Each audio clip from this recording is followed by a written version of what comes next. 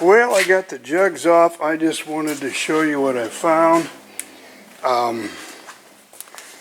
It's pretty crazy. Here's the piston that was destroyed.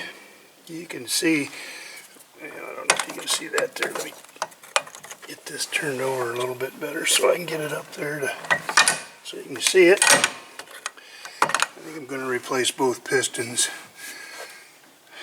There, you can kind of see it.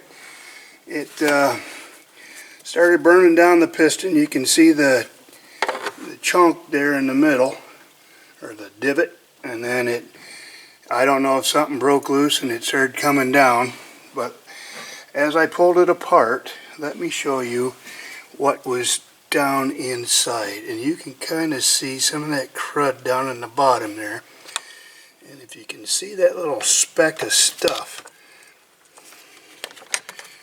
hold this light and do this at the same time. Right there. It's like lint. It's like, I don't know what it is. It's almost like it's the outside side of this stuff. I don't know. I looked inside the air cleaner and I really couldn't see anything like a mouse nest or something in there. But over here, there's a piece of it. See it? Right there in the corner. This junk here. And that was all over inside of it. And I want to show you what I picked out so far. I want to show you the bottom of my reed valves. There's the crap. Like I said, it's like, see how it's like a, oops, I can't see if I'm going to put the camera on there. It's kind of like a lint. Don't know what it is. But that sucked it down in.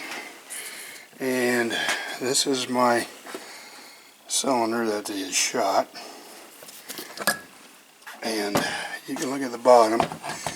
And when I pulled this off, that gunk, that stuff was all jammed underneath my reed valve. So I'm guessing that's probably what happened. It leaned it out and it just started frying the piston. A piece broke off and it did its number. But look at how rusty those are.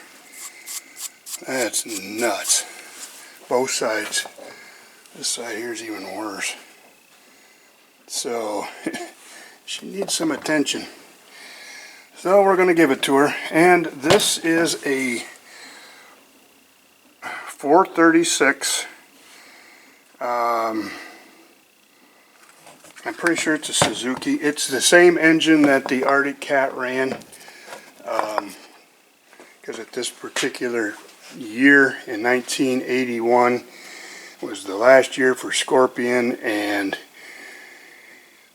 the Arctic Cat El Tigre was the identical sled basically of this, except it was painted differently, but I had same engine and everything. So it's a 440 liquid cooled engine, and yeah, so we're going to I'm going to get some new pistons. I'm going to put new pistons on it. I've got to get a cylinder because I don't think you can fix that. It's just too far gone. And we'll slap it back together. I want to try to clean out as much junk it got down in the bottom end there as I possibly can. But yeah, let me see if I can get this one up so we can see. I don't know if there's some of that junk. See, it's sitting right there on the edge of the flywheel, or the yeah, whatever that is. It looks like a fiber, and there's like a divot or a hole right there, and it's just kind of wedged up in that hole. And it's weird stuff. But yeah, the bottom side here is not as bad. Kind of hard to see. There we go. A little bit, you can see it. But anyway, look at how cruddy that is. And there, that's where your reed valve sits. Yee, many creepers. That is nasty. It should not be like that. So it's a mess now. I'm going to have to do some serious cleaning when we're done here. But anyway, I Was just going to take off the, what's this? I don't know, it's a PTO. No, I think that's the PTO side over here. But this is the recoil side. I don't know what side they call it. But anyway, that side is the one that's bad. But I'm just going to go ahead. We got this far. I'll get a gasket kit and I'll get a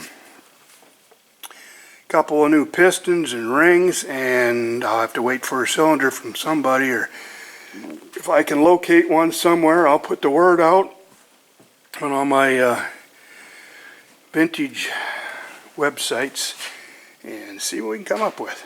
But anyway, just thought I'd bring you back and let you see the carnage. Thanks for watching.